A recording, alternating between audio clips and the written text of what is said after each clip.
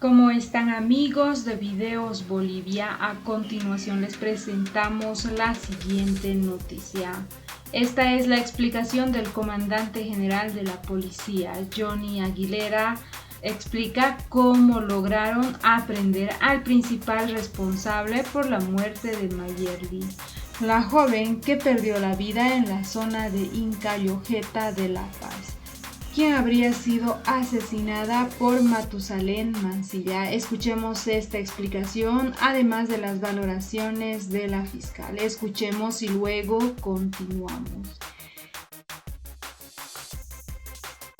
Como usted recuerda, el 6 de septiembre se encuentran los restos mortales de Mayerly, una dama de 18 años de edad que ha sido decapitada. Sus partes han sido disgregadas a lo largo de un radio de 15 metros circundante al lugar donde ella fue ejecutada. Usted me preguntaba qué actividades se han realizado. Nosotros tenemos la certeza acerca de la responsabilidad de este hecho, que se traduce en un individuo que, teniendo antecedentes penales y además una norma, vamos a llamar un patrón conductual en cuanto a este tipo de hechos, han sido puestos al conocimiento del Ministerio Público. Sucede que después de haber efectuado la muerte, este sujeto se queda con el teléfono celular de Mayerly y desde allí empieza a mandar mensajes de texto a su madre con la intención de distraer su atención y de impedir su búsqueda.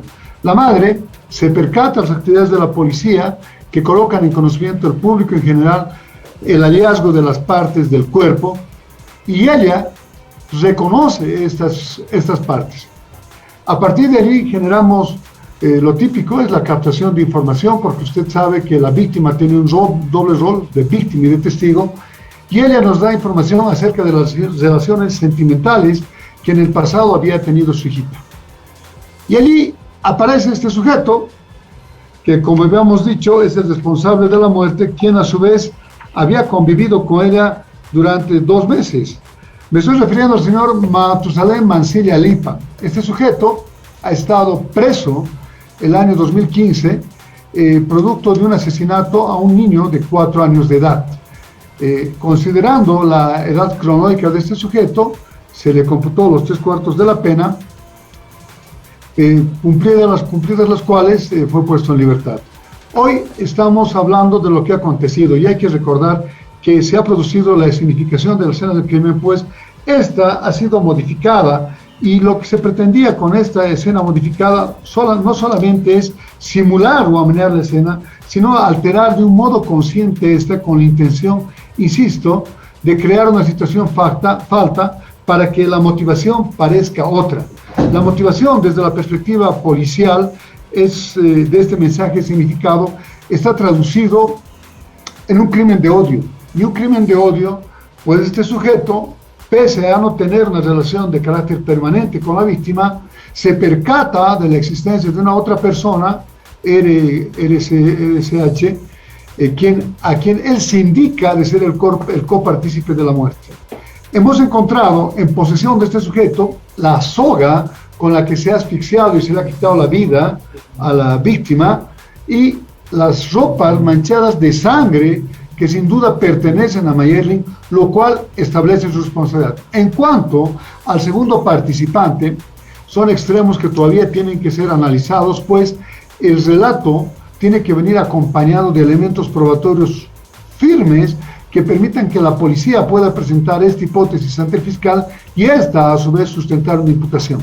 Hay una indicación de carácter directo que realiza el señor Mancilla Lipe frente al otro individuo que tiene 34 años de edad, aduciendo él que fue el coautor de la muerte. Pero como le decía, elementos de orden material que permitan darle estructura, fortaleza a este relato, por el momento no contamos.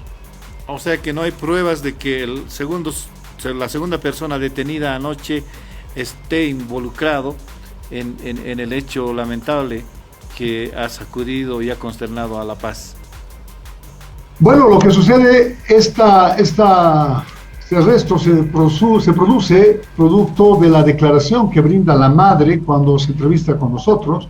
Allá ella nos dice que tenía una relación con este señor y, como le decía, al tratarse de un crimen de odio, siempre está apuntando a un sentimiento.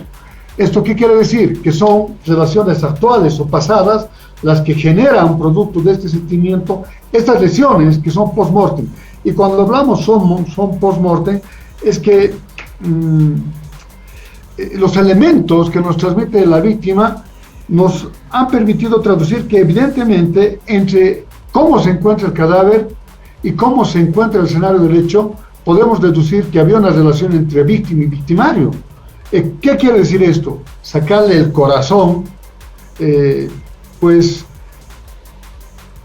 es una información muy importante para nosotros, porque esa es la demostración del desprecio por el otro ser humano.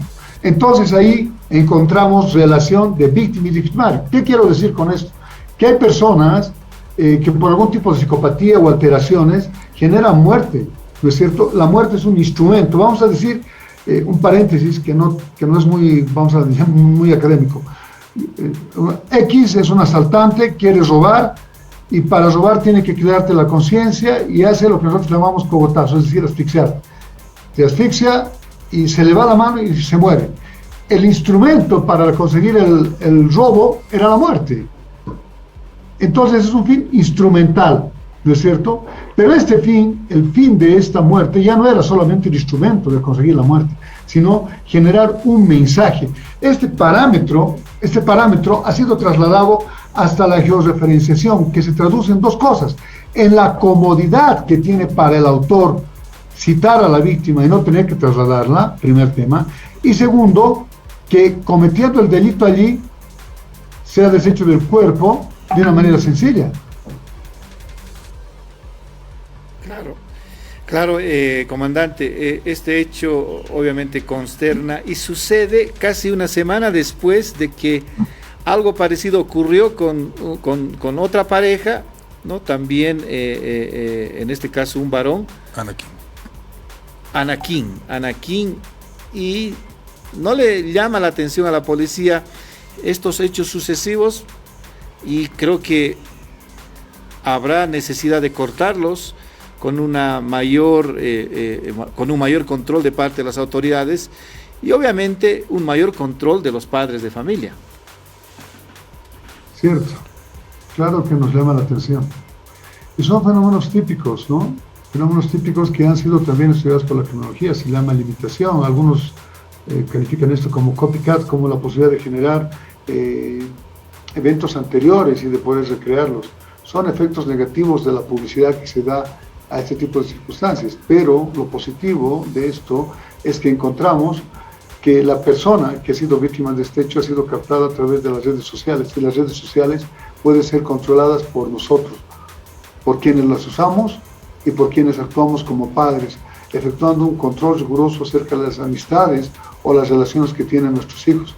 Es una posibilidad de prevenirlos. Claro que nos llama la atención, pero también tiene que llamarle la atención, licenciado, la efectividad que tiene su policía ante este tipo de hechos, porque ambos casos de los que usted me ha hablado han sido resueltos rápidamente. Así es. Sí, hay que destacar el trabajo de la policía en ese sentido. En menos de 24 horas se ha resuelto el caso, y ahora en el caso de Mayerly el autor confeso está detenido. Seguramente se van a determinar las medidas cautelares en las próximas horas. ¿Y qué va a suceder con el segundo implicado o segundo señalado en este hecho, coronel? Bueno, son aspectos que tienen que ser dilucidados por el Ministerio Público, ¿no es cierto? Hay una sindicación que no tiene, desde nuestra perspectiva, que es personal, elementos que sustenten la coparticipación. Es posible que ellos, me refiero al segundo sujeto, 34 años, de la víctima, hayan mantenido una relación, porque así lo afirmó su madre, porque también hay una captura de pantalla en el teléfono de Mancilia Lipa, donde la víctima está manteniendo una conversación con el otro sujeto, que es lo que desde nuestra perspectiva sería el factor desencadenante de la celotipia que se ha traducido en la muerte. La pregunta era, ¿qué va a suceder? Ya no está en manos de la policía. Como usted sabe, la policía aporta los medios idóneos y probatorios y la Fiscalía los evalúa si son o no pertinentes para fundar una imputación. Comandante, buen día, le saluda Marco Ibáñez. Lo dijimos acá, la policía está cumpliendo su labor, ha procedido a investigar y detener a los autores, no solo en este caso, sino también en otros. ¿Tiene sintonía con la justicia, su trabajo? ¿Está cumpliendo? ¿Está logrando hacer el cometido? ¿Hay sintonía con las autoridades, los operadores de justicia para dar sanción, sobre todo a los autores confesos? Bueno, indudablemente que hay una sintonía, aunque los roles son distintos. El rol de la policía es un rol bimodal, nos toca prevenir y reprimir el delito, en tanto que las funciones de otros estamentos son la persecución penal y en otro el juzgamiento. Todas difieren en cuanto a las competencias que cada una de ellas tiene y las visiones, por tanto, son distintas. La visión de la policía es de una visión destinada a prevenir el delito a partir de la comunicación como primera línea, entendiendo que la comunicación va a permitir que una víctima informada sea una víctima menos y que nosotros podamos enseñarle cómo cuidarse de un delito. Como consecuencia de resquebrajarse esa línea, nos tocará ya perseguir. Entonces, ese es el rol de la policía, la acumulación de los elementos de prueba, la detención del autor y poner esto a conocimiento de la autoridad competente. Son roles distintos, pero usted me preguntaba si había sintonía, y evidentemente, Marco, yo creo que hay cosas por perfeccionar, aunque las visiones son distintas. Las visiones de la policía son distintas a las de la Fiscalía y de la Fiscalía al órgano judicial.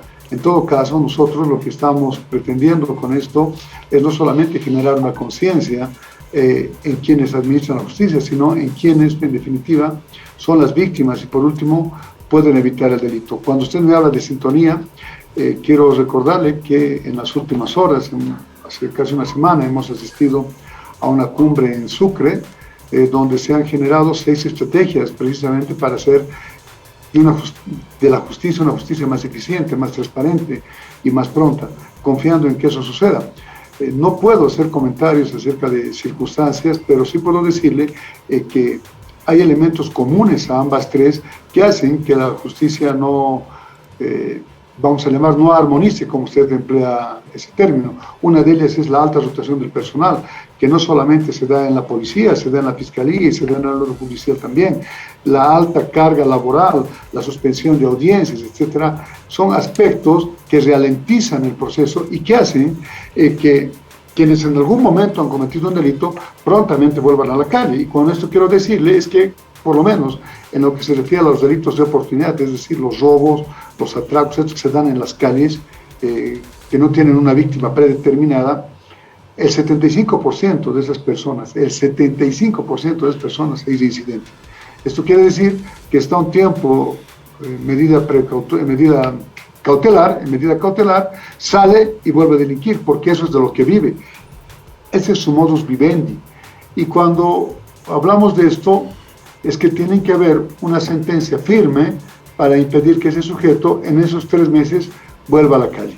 Marco, quiero agradecerles la atención y bueno, mandarles un fuerte abrazo. Espero que nos reunamos pronto otra vez. Gracias por su tiempo. Johnny Aguilera, permítame de entrada, por favor, felicitar a todo el equipo de la policía que ha estado en este caso, porque ha sido un caso resuelto prácticamente en horas.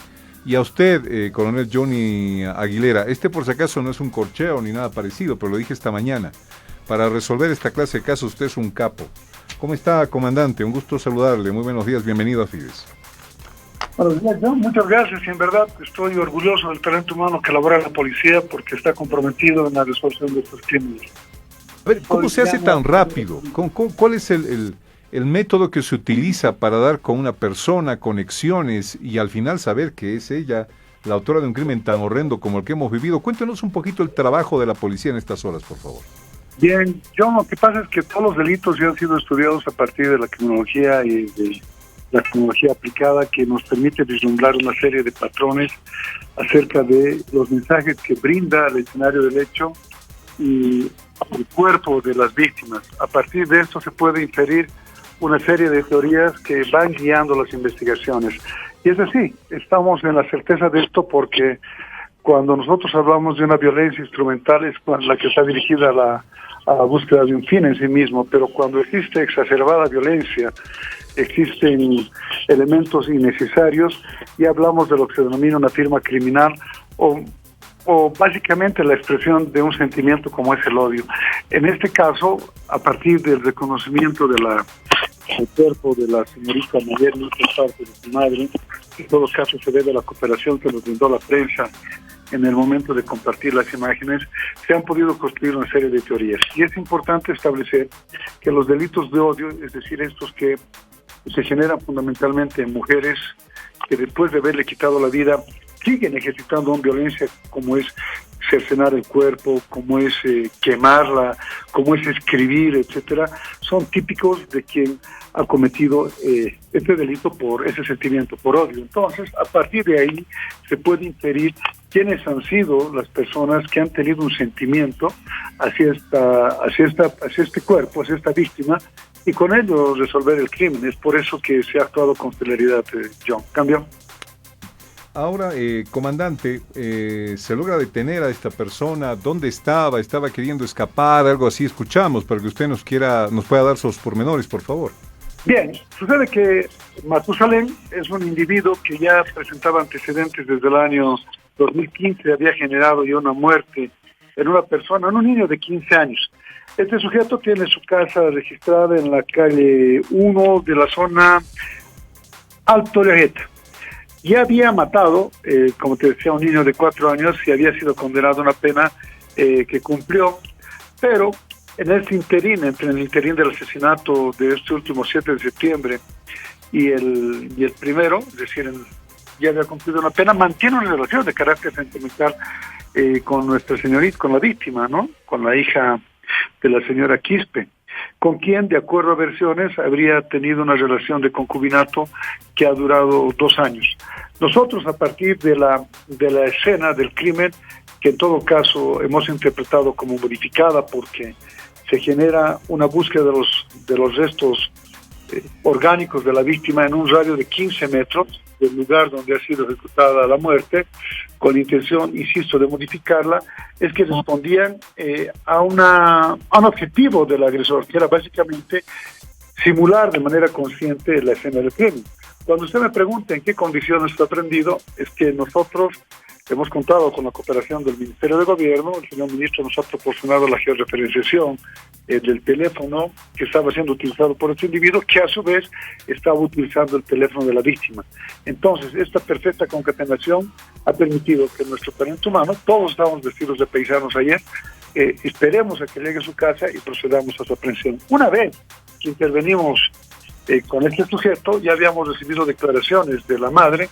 La madre nos hablaba de la existencia de una otra relación sentimental de la señorita Mayerlin con un individuo que esta vez posee 34 años de edad, el cual en ese momento es indicado por Matusalén como el coautor de la muerte.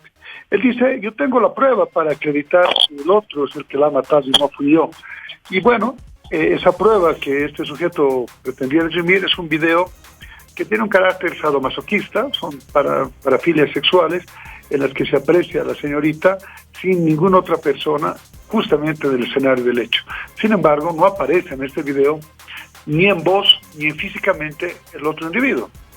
Sin embargo, como había sido ya mencionado por la madre y en mérito a las declaraciones de Matusalén Mancilla, procedemos a su arresto y la trasladamos hasta la policía. Esperamos que en las siguientes horas la Fiscalía nos dé alguna instrucción sobre lo que va a acontecer con este sujeto, pero en todo caso era una sindicación directa que tenía Matusalén. Hoy bien entendemos como la posibilidad de descargar su responsabilidad y con la intencionalidad de incriminar a terceras personas en el crimen. A ver, ayer había, claro, en el momento que los trasladaban, el amigo de este chico tuvo acceso a la prensa, se acercaron a algunos micrófonos y le preguntaron esto. A ver, vamos a ver estas imágenes de este video un segundo, por favor. Vamos a esperar un segundito, lo están poniendo. Le preguntaban, le ponían al micrófono, le decían, ¿cómo fue el crimen? No, yo no he cometido ningún crimen, fue él. Y le preguntaban, ¿cuál fue el motivo? No, seguramente celos, decía yo no lo hice, lo hizo él, a ver si... Inocente. ¿Qué pasa, pero? Él es el culpable, el que está adelante. El que está adelante es el culpable. Él lo ha matado. Bueno, él ha matado, entonces, ¿este otro muchacho se presume es inocente, comandante? Bien, hay que entender que el agresor siempre crea situaciones falsas para hacer que la motivación parezca siendo otra, ¿no es cierto? Eso es absolutamente normal. Y desde luego que frente a este tipo de circunstancias lo que corresponde es un trabajo más profundo. No estamos aún descargando ningún tipo de responsabilidades, pero sí tenemos certeza en la responsabilidad de Matute, porque él tenía el teléfono de la víctima. Él estaba enviando mensajes a la madre como si se hubiera ido del hogar y que no iba a retornar, pero además él se había contactado con la madre con posterioridad a haberle quitado la vida a Mayerlin.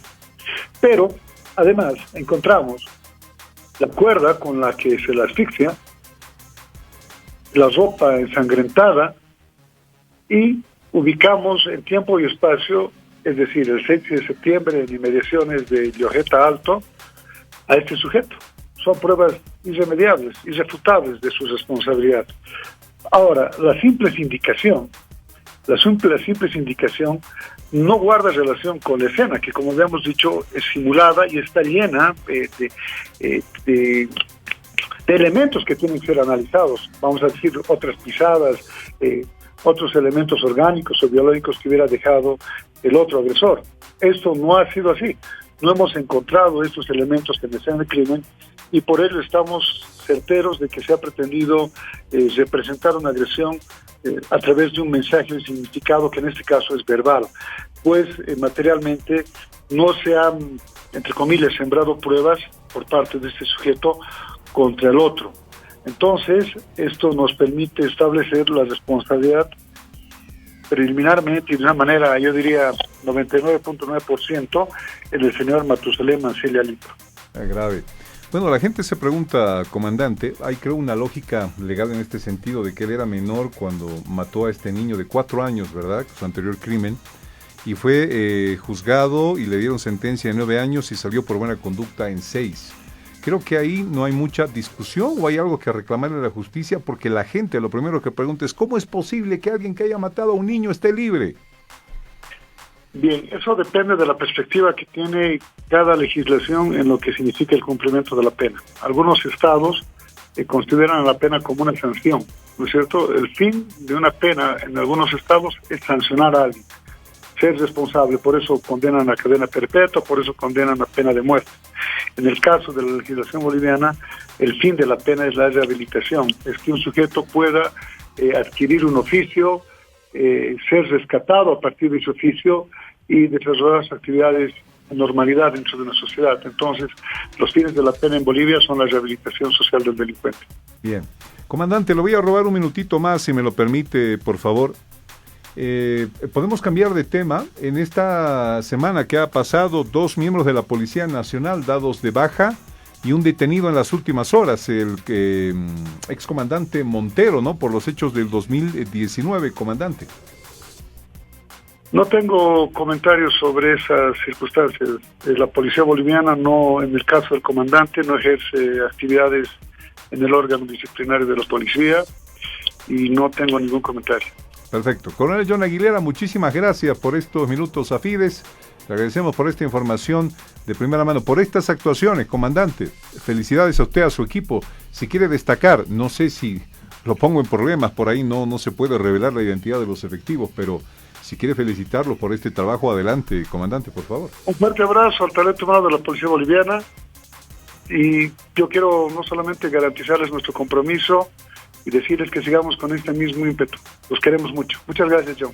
Muchísimas gracias, coronel John Aguilera, comandante general de la policía. Le agradecemos mucho, fiscal, a cargo de este tema, que desde el día de ayer ha estado trabajando constantemente, permanentemente, prácticamente han sido 24 horas sin descanso, porque un crimen de esta naturaleza, por supuesto que nos ha conmovido absolutamente a todos. Doctora, ¿cómo está? Muy buenas noches. Gracias por atender nuestro requerimiento periodístico. Buenas noches. Buenas noches, sí, bien, el día de hoy se ha procedido se puso conocimiento y se ha procedido a la aprehensión de 2 personas quienes están en calidad de presuntos autores dentro del hecho de feminicidio que se investiga sobre el fallecimiento de la víctima identificada como Mayerly. Para tal efecto nos encontramos en dependencias de la FELCB para efectos de poder recepcionar la declaración informativa, considerando que ya se ha realizado la toma de muestras en dependencias del IDIF.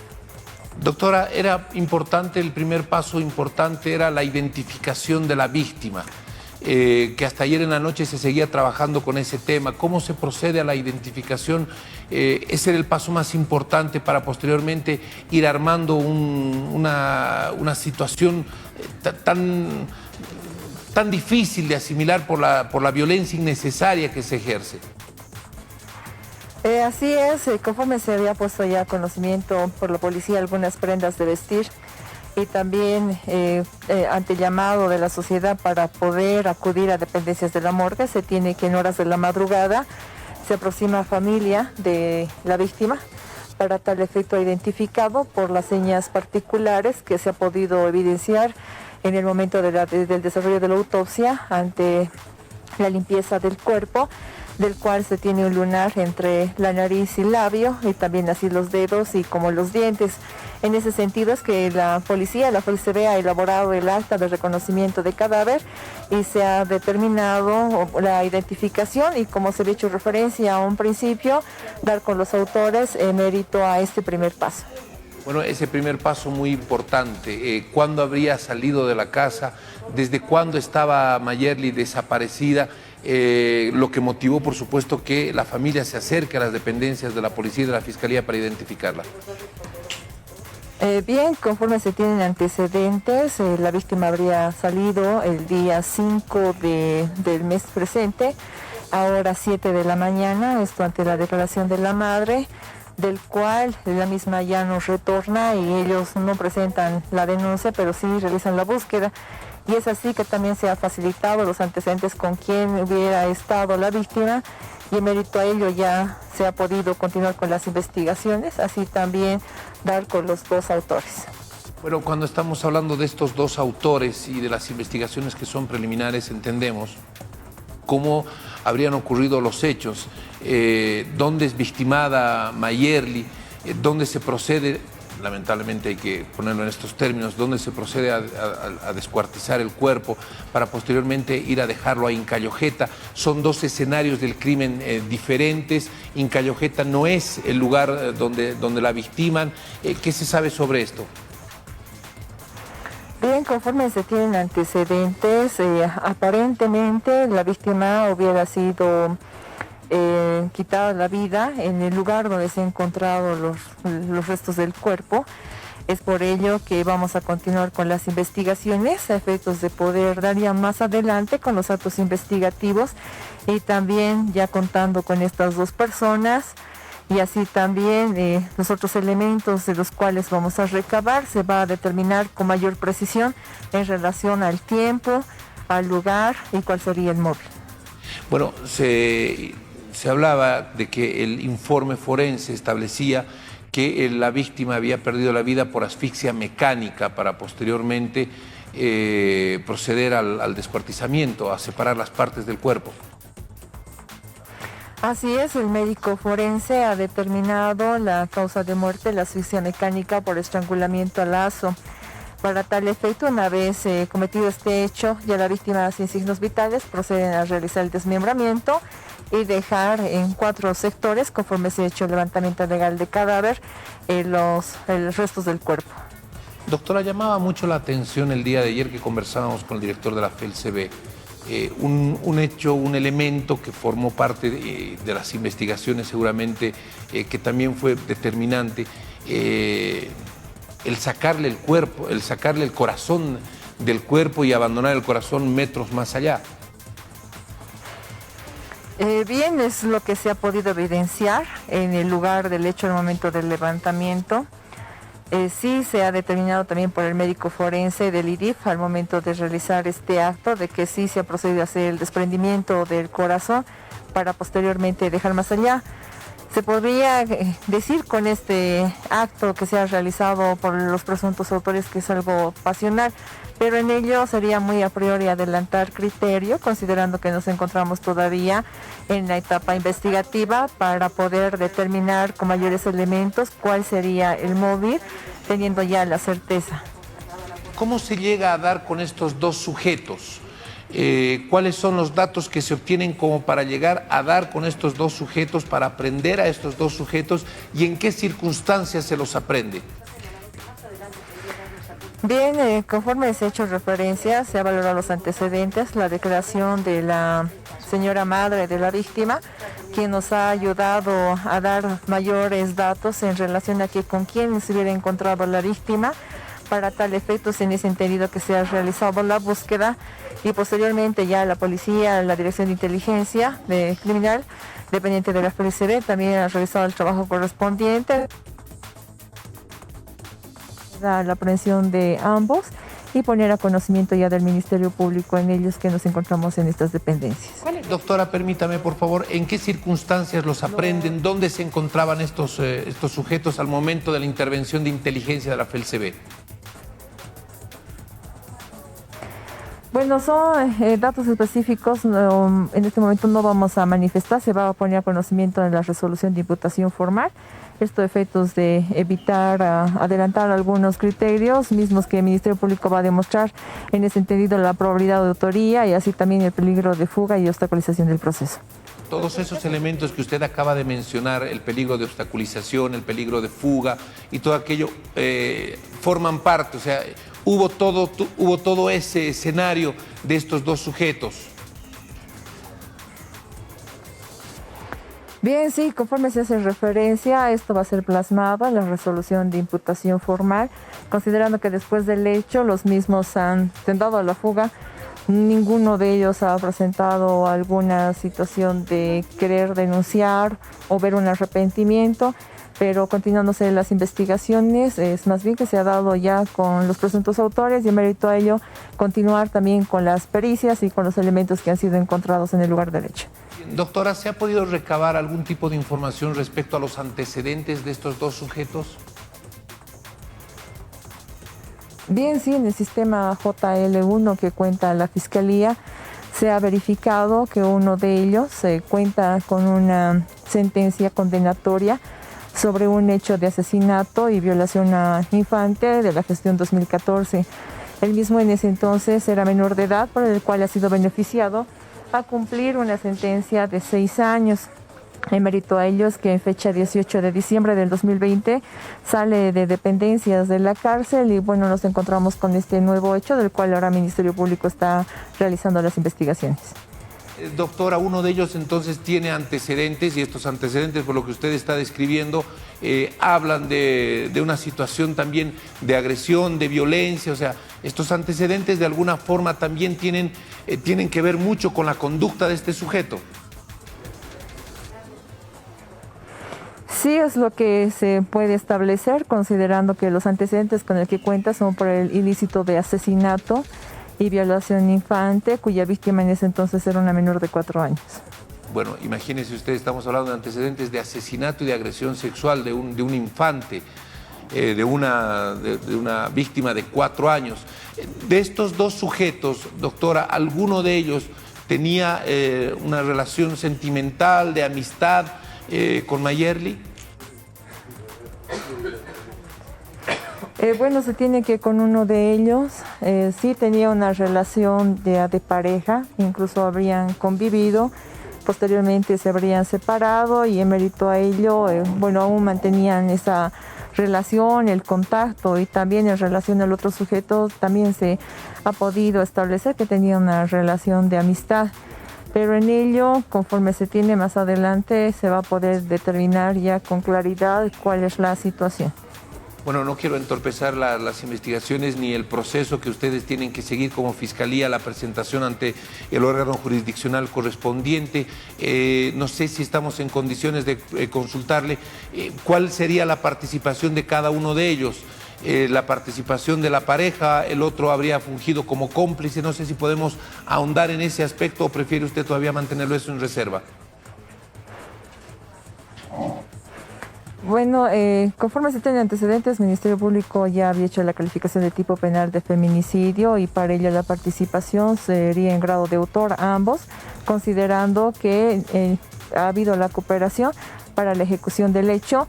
Ahora establecer quién ha realizado el corte o alguna otra situación se va a establecer durante la investigación, pero contamos con elementos que conforme ya se ha hecho referencia van a ser plasmados en la resolución de imputación formal. el arma punzocortante, el arma con la que se hicieron los cortes en el cuerpo, fue encontrada también en el escenario del crimen. Aparentemente sería el arma. Pero más adelante se va a determinar con la pericia correspondiente si la misma ha sido objeto de la ejecución del hecho, tomándose en cuenta que el lugar, al ser accidentado, también se ha visto escombros, se ha observado basura. Entonces, mérito a eso no podríamos establecer de qué sería el arma con el que se habría procedido al desmembramiento de la víctima.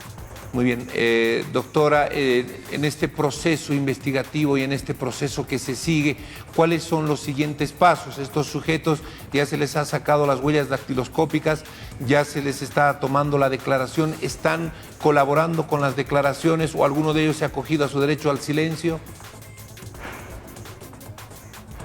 Bueno, el Ministerio Público ha realizado como primer acto y ha puesto a conocimiento de estos dos aprehendidos la toma de muestras para que se pueda realizar la comparación genética más adelante con los elementos también colectados en el desarrollo de la autopsia, esto correspondiente a la víctima.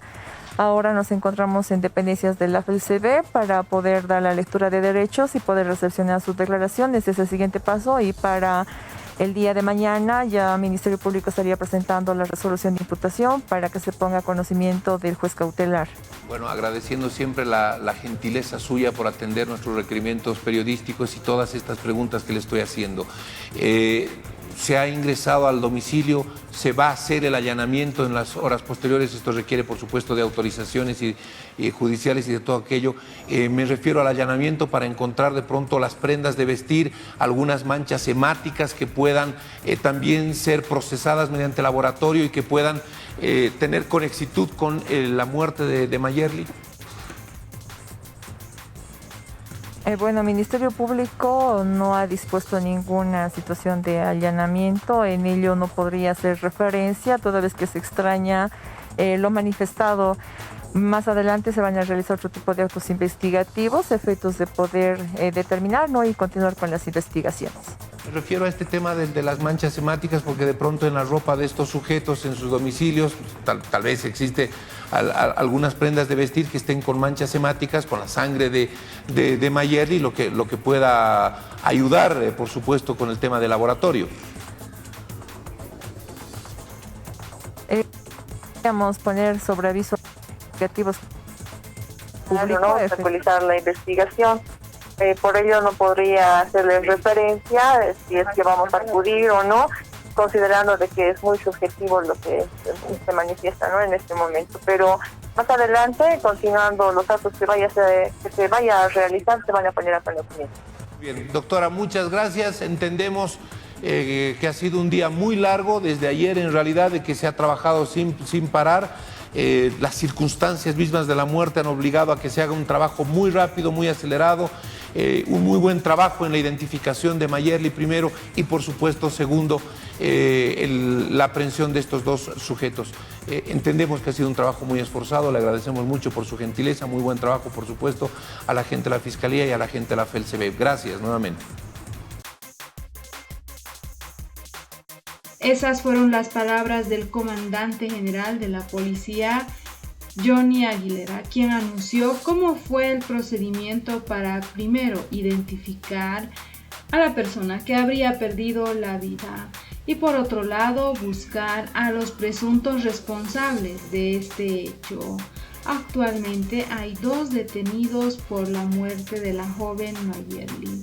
Ahora se tiene que el principal responsable sería el señor Matusalén Mancilla, quien tiene 22 años de edad y además tiene antecedentes, porque cuando tenía 15 años había asesinado y violado a un niño de 4 años, situación por la que fue juzgado con una pena de 9 años de cárcel. Él cumplió 6 años de esta pena y fue dado en libertad. Habría salido de la cárcel apenas en diciembre del año 2020. Es después de esto que mantiene una relación sentimental con la joven Mayerly, con la que presuntamente por una situación de celos termina acabando con su vida. Y no conforme con este hecho macabro, el señor Matusalén Mancilla, de 22 años de edad, procedió a desmembrar a la joven Mayerly. ¿Qué opinan ustedes frente al accionar de la policía boliviana? ¿Creen que fue rápida la reacción y además el hecho de encontrar a este principal responsable por la muerte de la joven Mayerly? ¿Qué opinan de la justicia en Bolivia que determinó liberar a este joven antes de que cumpla con su pena de 9 años? No olviden dejarnos sus percepciones al respecto sobre este hecho lamentable ocurrido en La Paz. No olviden dejarnos sus percepciones al respecto.